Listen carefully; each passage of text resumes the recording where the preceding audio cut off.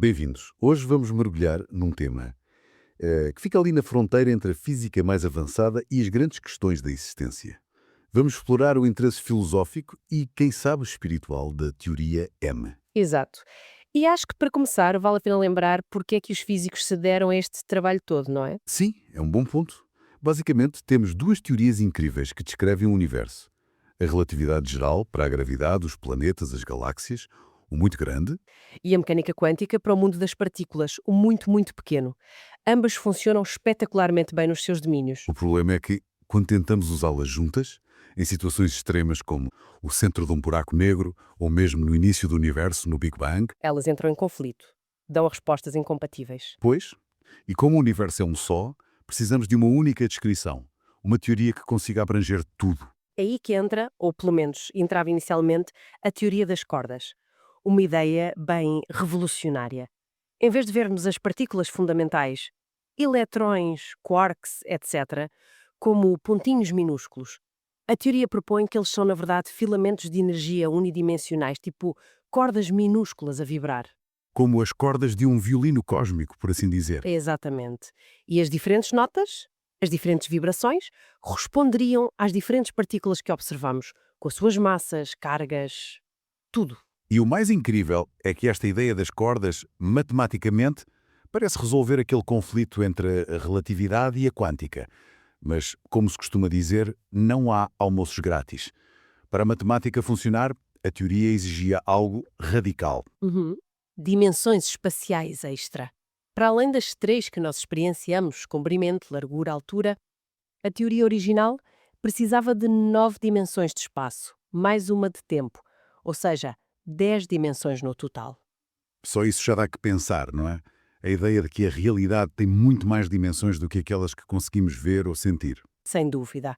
E depois, nos anos 90, a coisa ficou ainda mais complexa ou talvez unificada. Percebeu-se que havia 5 versões diferentes e consistentes da teoria das cordas. Pareciam teorias separadas, mas descobriu-se que eram, na verdade, apenas diferentes perspectivas, diferentes limites de uma teoria ainda mais fundamental e misteriosa. A tal teoria M. O M pode ser de mistério, mágica, membrana. Ninguém sabe ao certo. Pois, e esta teoria M, para unificar tudo, precisava de mais uma dimensão espacial. Passámos para 11 dimensões, 10 de espaço e uma de tempo. E não introduziu só cordas, mas também objetos de dimensões superiores, as chamadas branas. Pense nelas como membranas, superfícies multidimensionais. Ok. 11 dimensões, cordas a vibrar, branas. Confesso que, bem, a cabeça começa a dar voltas. Mas vamos tentar descompactar isto um bocadinho. Para além da matemática e da física pura, o que é que isto pode significar para nós, para a nossa compreensão da realidade? É aí que a coisa fica filosoficamente potente. Se tudo, na sua essência, são vibrações destas cordas ou branas, será que a solidez do mundo, a mesa onde estamos, nós próprios, será tudo uma espécie de ilusão, uma manifestação dessas vibrações? Sugere de facto uma realidade onde o que percebemos como sólido e concreto emerge de algo mais fundamental, vibracional e que existe num palco dimensional muito maior. As partículas, as forças, tudo seria como notas diferentes numa sinfonia cósmica. Mas claro, é uma metáfora. A matemática por trás é que é o suporte real. E essa ideia do palco dimensional maior leva-nos àquela ideia, talvez ainda mais estranha, do multiverso, certo? A possibilidade do nosso universo ser apenas uma dessas branas a flutuar nesse espaço de 11 dimensões. E talvez ao lado de outras branas, que seriam outros universos, possivelmente com leis da física diferentes das nossas. Exato. O chamado multiverso da branas. O que é fascinante aqui é pensar que podemos ser apenas uma parte de uma tapeçaria cósmica imensamente maior. Redefine completamente a nossa noção de lugar no cosmos. Levanta questões profundas. Somos únicos? O nosso universo é especial? Ou apenas um entre talvez infinitos? É vertiginoso pensar nisso. E não mexe só com a ideia de espaço e lugar, também com o tempo, não é? Que talvez o próprio espaço-tempo não seja fundamental. A teoria M parece sugerir que a geometria do universo à escala mais pequena é diferente. Que o espaço e o tempo podem ser emergentes. O que é que isso quer dizer? Bem, Pense no espaço e no tempo como o palco onde tudo acontece. Tradicionalmente, assumimos que esse palco existe, é a base. Mas a teoria M, para resolver certos paradoxos que surgem quando se junta gravidade e quântica à escala mínima, à escala de Planck, sugere que talvez o próprio palco, a estrutura do espaço-tempo, não seja fundamental. Talvez ele próprio seja construído, emerja das interações dessas cordas e branas. Ou seja, o espaço e o tempo não são um cenário fixo, mas sim algo que resulta da própria interação fundamental? Exatamente. É como se os atores da peça, as cordas e branas, estivessem a construir o palco enquanto atuam. É uma ideia filosoficamente muito radical. O tempo e o espaço, como nós os conhecemos, poderiam não existir nas escalas mais fundamentais. É realmente estonteante. Começamos com a necessidade de juntar duas teorias físicas e acabamos a falar da realidade como vibração, múltiplos universos em membranas gigantes. E agora a ideia de que o próprio tecido do espaço e do tempo pode ser secundário. Então, o que significa tudo isto no fim do dia? Pois, essa é a grande questão. Talvez esta busca incessante por uma teoria unificada, como a teoria M, revele mais do que apenas a nossa curiosidade científica. Talvez mostre uma necessidade humana mais profunda, quase espiritual, de encontrar unidade, de compreender a natureza última da realidade e o nosso lugar nela. Isto levanta uma questão importante. Até que ponto estas ideias, que vêm da física mais abstrata e matemática, podem realmente dialogar com as nossas intuições filosóficas e espirituais mais antigas sobre o cosmos? Ou será que são mundos completamente separados? Bastante intrigante.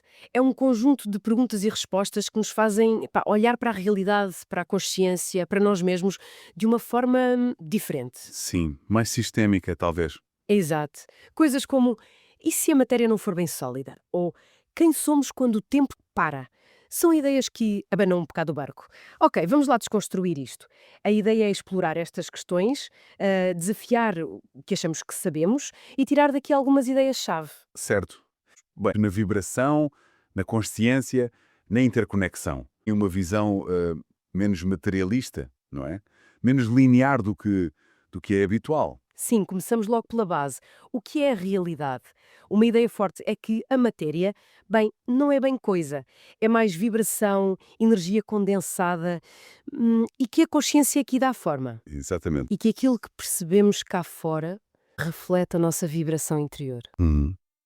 E isso põe logo em causa a tal realidade objetiva, não é? Aquela ideia de que há um mundo lá fora igual para todos.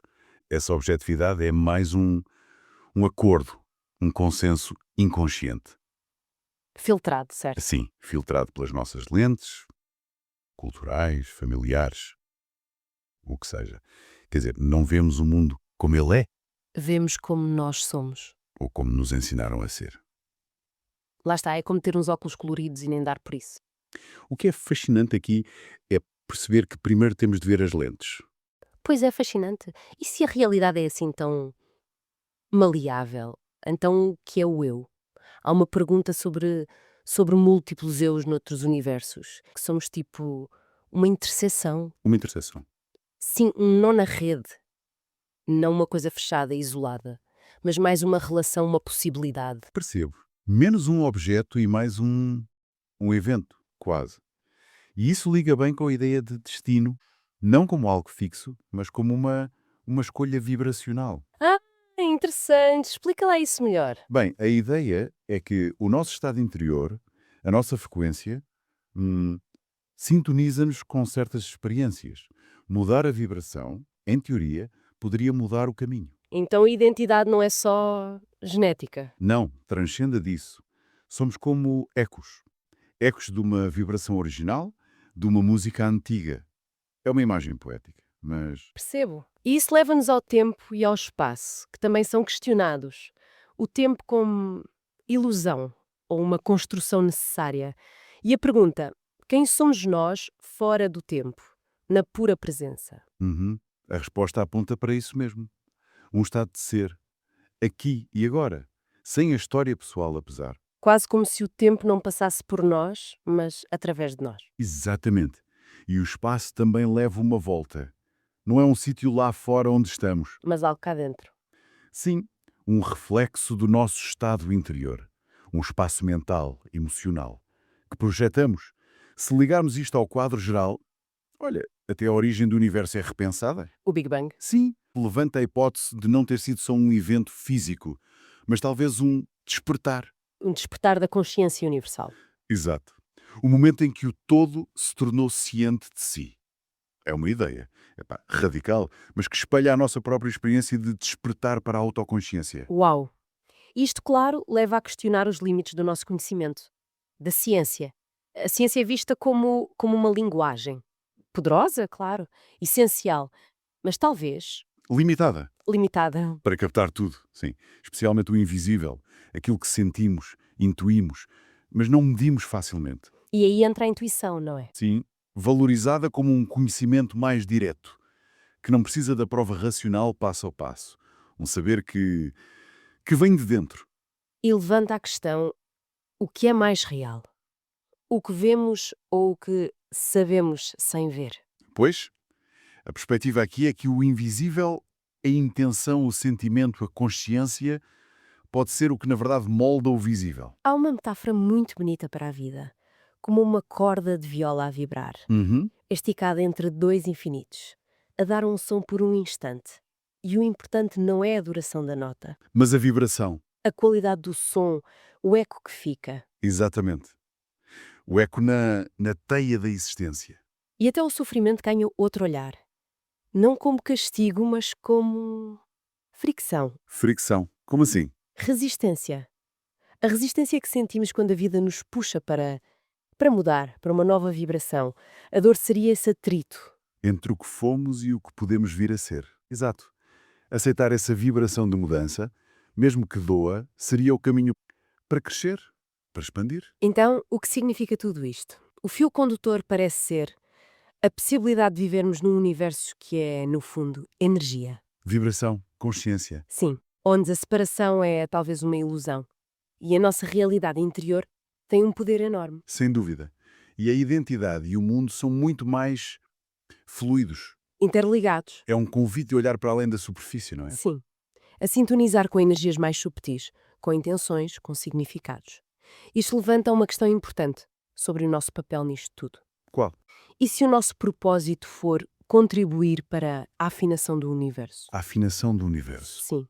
Se cada pensamento, cada palavra, cada escolha consciente for uma nota que adicionamos à música do todo. Como é que encararíamos as nossas ações diárias, mesmo as mais pequenas? É incrível como tudo parece mudar cá fora, dependendo mesmo de como estamos por dentro. Não é verdade? Exato. Mas basta um conflito interno para tudo parecer encolher, ficar apertado. É isso. Leva mesmo a pensar se o espaço que percebemos à nossa volta não será, lá está, no fundo, um reflexo do nosso próprio espaço interior. Exatamente. E isso põe em causa a ideia de uma realidade objetiva, assim, completamente separada de nós, não é? Se a realidade não é assim tão fixa, não é estável, então o que é que a organiza? É essa a questão. Será a nossa consciência, talvez? Faz algum sentido pensar na consciência como esse tal campo que organiza e que sustém e manifesta tudo o que existe? É uma ideia poderosa. É forte, sim. Aquela ideia de que, se calhar, nada existe realmente sem mim, mas apenas em relação a mim.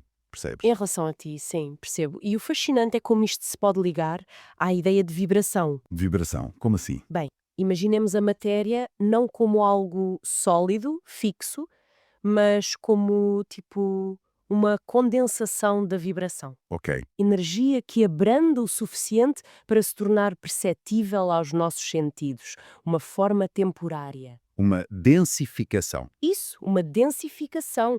Então, o que vemos e sentimos fora estaria assim em sintonia com a nossa própria vibração interna, Alinhado. alinhado.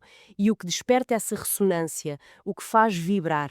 Talvez o amor, mas não o amor como sentimento, o emocional, Certo. mas como uma força primordial, um princípio organizador que toca as cordas da realidade e a faz vibrar. Isso é profundo. Mas então, somos essa vibração, essa consciência que interage? Quem somos nós, afinal? Que identidade é essa? Boa pergunta. Somos uma única versão estática? Ou será que somos mais como sei lá, um ponto de encontro. Uma interseção entre todas as possibilidades que poderíamos ser. Gosto dessa ideia. Também gosto. Não sermos uma unidade fechada, sabes? Mas sim pura relação. Pura potencialidade em diálogo constante. E isso muda completamente a nossa relação com o tempo também. Pensa nisso. Como assim? Se o tempo não for uma linha reta onde caminhamos, mas sim uma espécie de ilusão emergente, algo que brota da consciência, Ok. o que é que sobra quando essa ilusão para?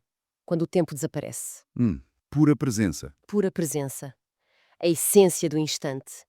Talvez não sejamos nós que passemos pelo tempo, mas o próprio tempo que se manifesta como nós. Aqui, agora. Uau. E o destino? Fica tudo baralhado com essa ideia. Fica, pois fica. É uma linha que já está traçada ou somos nós que a desenhamos a cada passo que damos? Parece haver aqui um jogo constante. Sim, uma tensão. Por um lado, Puxa-nos aquela fidelidade inconsciente ao que foi, aos velhos padrões, não é? Aquilo que conhecemos. a inércia. Mas, por outro, existe a escolha vibracional. A possibilidade de, ao afinarmos a nossa frequência interior, a nossa vibração, mudarmos o próprio caminho que o universo parece traçar para nós. O destino deixa de ser fixo, Torna-se dinâmico, dançante, talvez. dançante, gosto disso. E como é que navegamos essa dança? Com a razão ou com a intuição? É outra grande questão. A intuição surge aqui como um saber sem degraus, um acesso direto àquele campo de que falávamos há pouco. Um conhecimento direto. Exato, um conhecimento que não precisa de explicação passo a passo. É como se o invisível, aquilo que sentimos ou sabemos sem ver, estivesse constantemente a moldar o visível. A verdade talvez chegue primeiro ao coração, então. Se calhar, muitas vezes parece que sim. E pensando na vida em si, se a vida for essa corda a vibrar, essa melodia única entre dois pontos desconhecidos, o que é o sofrimento? Hum. Talvez seja apenas isso, uma resistência à vibração que nos pede transformação. Uma fricção. Uma fricção necessária quando uma forma antiga já não serve e algo novo quer nascer. Uma dissonância temporária. Exato. E se essa vibração, essa melodia individual que cada um de nós é, e se ela tiver um propósito maior? Um propósito cósmico? Um propósito cósmico? E se, de alguma forma misteriosa, a nossa simples existência estiver a contribuir para afinar o universo? Afinar o universo. Sim. Cada pensamento, cada gesto, mesmo o mais pequeno, seria então uma nota nessa sinfonia imensa. Um ato de cocriação.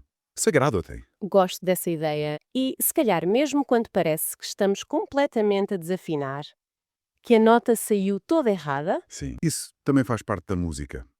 Faz parte do processo de encontrar o tom certo outra vez. Voltando ao amor.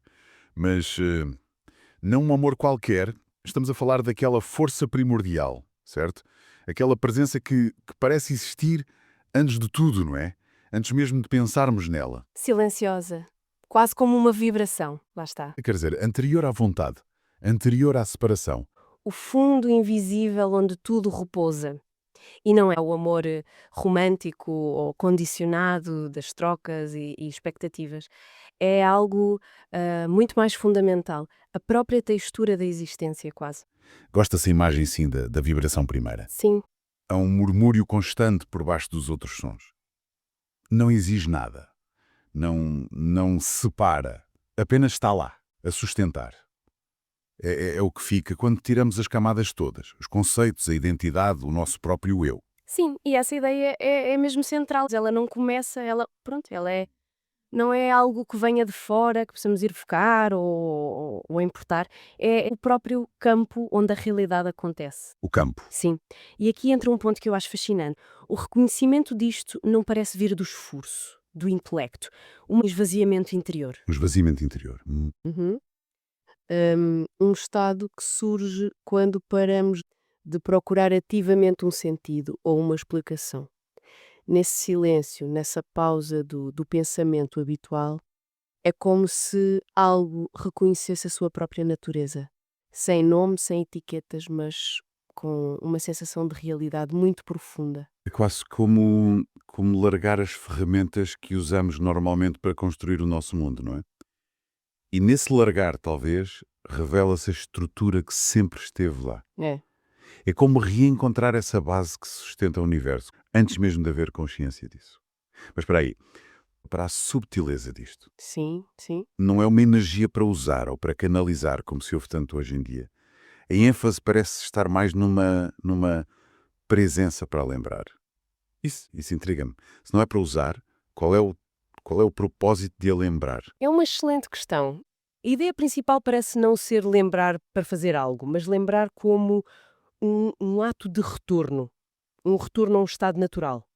Ah, ok. A metáfora de um rio. Não precisamos de o empurrar, só de parar de construir barragens. A sugestão é que essa força, essa presença, nunca se foi. Hum, Fomos nós que, na nossa ânsia de controlar, de definir, de agarrar a realidade, nos fomos afastando dela.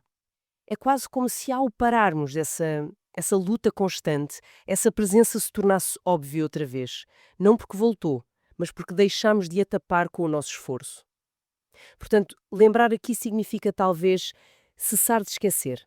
Cessar através da nossa própria atividade mental incessante. cessar de esquecer. Gosto disso. Implica que o estado natural é estar ligado e o esforço é que nos desliga. Isto leva-nos então àquela contemplação mais vasta, não é verdade? A possibilidade de que talvez não haja um propósito assim grandioso ou um destino final como costumamos pensar, um objetivo a atingir. Exato. Talvez seja apenas esta vibração original a experimentar-se a si mesma, através de tudo o que existe. Cada coisa, cada pensamento, cada silêncio, seria uma expressão dessa base. Precisamente. E essa perspectiva retira aquela pressão da performance existencial, digamos assim, e liga-se à ideia final que, ao permitirmos sentir outra vez esse amor fundamental, sem direção, sem objeto e sem pressa. Sem pressa. Sim. É como se o próprio universo respirasse através de nós.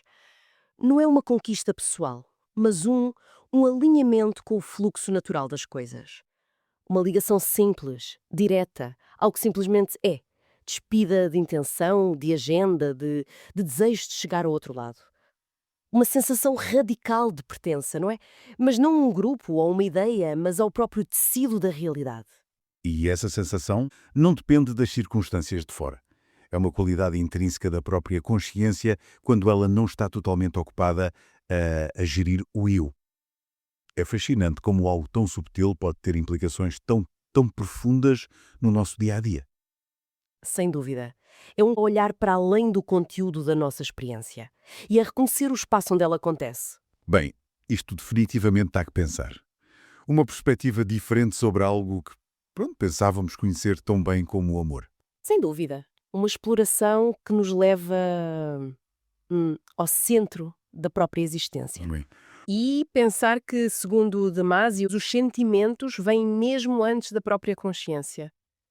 Hum, Aquilo que sentimos no corpo, fome, sede, segurança, é que seria a base de tudo. exatamente. Não é um amor romântico. Uma espécie de sentir a vida a acontecer, não é? É isso mesmo. Ele chama-lhes sentimentos primordiais. Hum. São o resultado direto, pronto, da regulação do corpo, a tal homeostase. A homeostase são. São como que alentas biológicos essenciais, percebes? A raiz da consciência, que foram moldados, claro, por milhões de anos de evolução, desde organismos muito simples.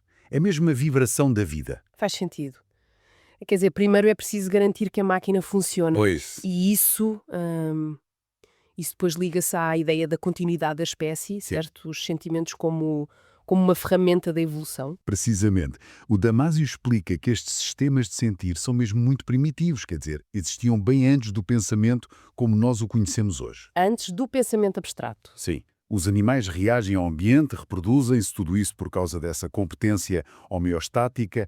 Os sentimentos, e aqui incluindo essa base do amor, do apego, são a força motriz que nos mantém vivos e ligados enquanto espécie. É quase um manifesto evolutivo. Ok, percebido o lado biológico da sobrevivência. Mas então, como é que isto depois escala para algo mais? Para além do puro instinto? É aqui que entra o tal amor maior? Sim, essa é a grande viragem, digamos assim.